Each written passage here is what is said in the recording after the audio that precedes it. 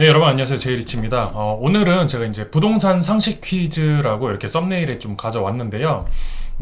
여러분들께서 기본적으로 어느 정도 부동산 상식이 있는지 오늘 영상을 통해서 좀 점검하시는 시간을 가지시면 좋을 것 같고, 기초 상식이 좀 없으신 분들은 기초적이지만 중요한 이제 기본 사항들을 조금 배워가시는 시간으로 활용하시면 좋을 것 같습니다.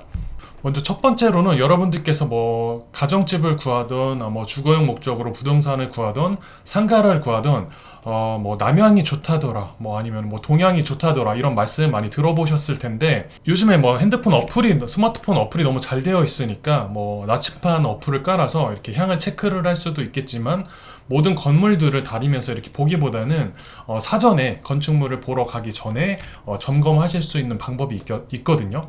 나는 뭐 특별히 선호하는 향이 있다라고 하면은 네이버 지도나 뭐 다음 지도로 간편하게 확인해 볼 수 있는 방법이 있어서 그 부분은 먼저 설명을 드릴 예정이고요. 그리고 두 번째로는 이제 면적 개념에 대해서 말씀을 드릴 텐데, 평수랑 제곱미터 개념을 굉장히 혼용하시거나 헷갈려 하시는 분들이 많더라고요. 평수에서 이제 제곱미터로, 제곱미터에서 평수로 환산하는 개념을 알아두면 이 면적 체크하는 방법을 좀 혼용하지 않고 명확한 개념을 가지실 수 있습니다. 그리고 마지막으로 이제 제가 이제 타이틀로는 뭐 압구정이랑 가로수길에 왜 높은 빌딩이 없는 이유 이렇게 가져왔는데, 왜 그런지에 대해서 설명을 드리면서 건폐율, 그리고 용적률, 그리고 용도지역 개념에 대해서 설명하는 시간을 갖도록 하겠습니다. 먼저 향 개념에 대해서 좀 말씀을 드릴 텐데, 제가 지금 가로수길 초입 쪽으로 나와 있거든요. 로드뷰로 이렇게 보여드리고 있는데, 이렇게 현장에서 여기에 지금 여러분들이 서 있다라고 가정을 했을 때 이 건축물이 남향인지 뭐 북향인지 동향인지 서향인지 아마 핸드폰 어플을 보시면은 체크를 하실 수도 있을 테지만, 사전에 이렇게 로드뷰를 통해서도 그리고 지도를 통해서도 판단을 하실 수가 있거든요. 지도 사이트 같은 경우에는 어느 지도나 상관이 없습니다. 보시면은 여러분들이 기억하실 것은 12시 방향은 북, 12시 방향은 이제 북쪽이고 3시 방향은 이제 동쪽이죠. 그래서 건축물의 이제 주된 창이나 주된 출입구가 어느 쪽을 향해 있는지 그 부분을 체크를 하시면 됩니다. 여기 지금 뭐 예를 들어서 아디다스 건축물 같은 경우에는 지금 아디다스 주 출입구가 여기 앞에 쪽이잖아요. 여기서 이쪽을 이제 3시 방향을 바라보고 있잖아요. 동쪽을 바라보고 있기 때문에 이 아디다스 건물은 동향이 됩니다. 반대로 리바이스 건축물 같은 경우에는 여기 주된 출입구나 이제 주된 창이 서쪽을 바라보고 있잖아요. 그런 경우에는 이 건축물은 서양이라고 저희가 표현을 하게 됩니다. 실제 거리 모습을 한번 보여드리도록 할게요.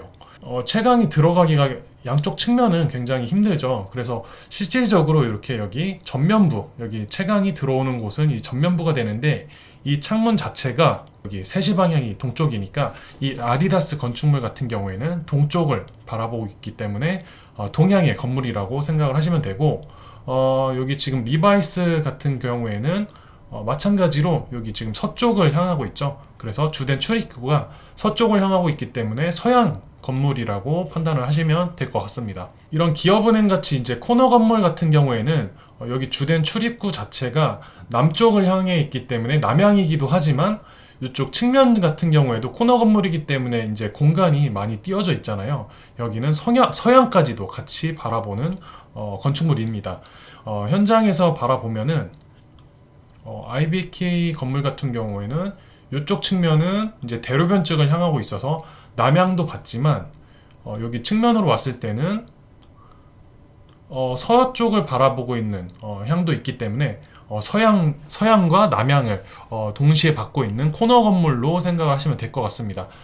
다른 건축물 같은 경우에는 건물이 이렇게 따닥따닥 붙어 있기 때문에 사실 햇빛이 투과할 수 있는 공간의 여유가 없기 때문에 주된 출입구를 기준으로 이렇게 따지게 되는데, 이렇게 코너 건물 같은 경우에는 향이 남쪽에서도 향하고 또 서쪽에서도 향하기 때문에 두 가지 향을 모두 받는다는 사실 체크를 하시면 될 것 같고요.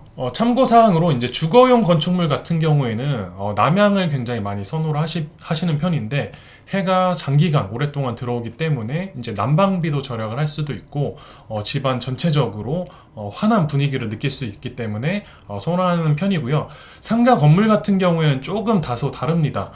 상가 건축물은 이제 뭐 음식점을 영업을 하는 경우도 있고 또 뭐 이제 판매 시설, 의류 매장을 이제 운영을 하는 경우도 있기 때문에 고객분들이 향이 직사광선으로 향하는 것을 싫어하는 경우에는 남향을 좀 싫어하실 수도 있고, 또 이제 상품 같은 경우에 햇빛에 장기간 노출되다 보면은 이제 색이 변질되거나 상품이 변질이 될 수가 있어서 뭐 남향보다는 동향이나 북향을 선호하는 경우가 많은 편입니다. 네, 두 번째로 이제 면적 개념, 이제 평 개념, 환산하는 방법을 좀 살펴보도록 할 텐데, 제가 이미지 파일 하나 가져왔습니다.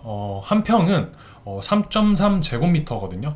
그거 하나만 좀 기억을 하시면 되는데, 3.3 제곱미터는 이렇게 여기 보시면은 181cm 곱하기 181cm 곱했을 때 요거 한 평이 약 3.3 제곱미터가 됩니다.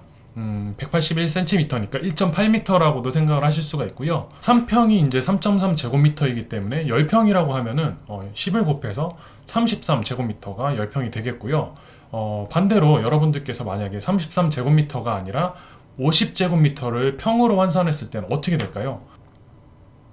50제곱미터를 이제 3.3으로 나누면 되지만, 사실 뭐 이제 암산으로 뭐 잘 하시는 분들은 하실 수도 있겠지만 계산하기가 조금 까다롭기 때문에 제가 권장드리는 방법은 제곱미터에 0.3을 곱하면 대략적인 평수가 나옵니다.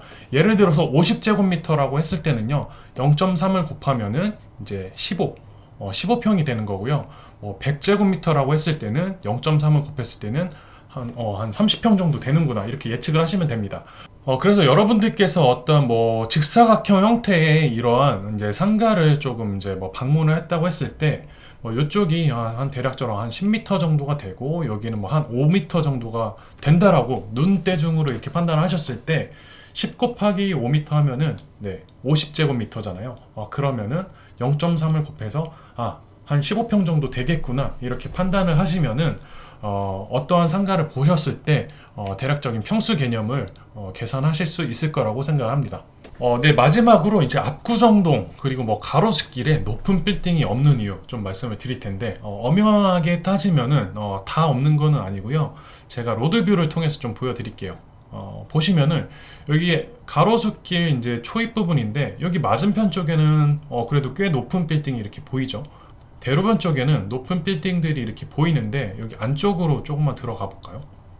가로수길 같은 경우에는 정말 전국 상권이기 때문에 뭐 지방에서도 많이 이제 오시는 분들도 많으시고 서울 분들도 뭐 이용을 많이 하실 텐데, 건축물들 높이 보면은 여기 보면 뭐 2층, 3층 굉장히 좀 낮은 모습들이 많이 보이죠.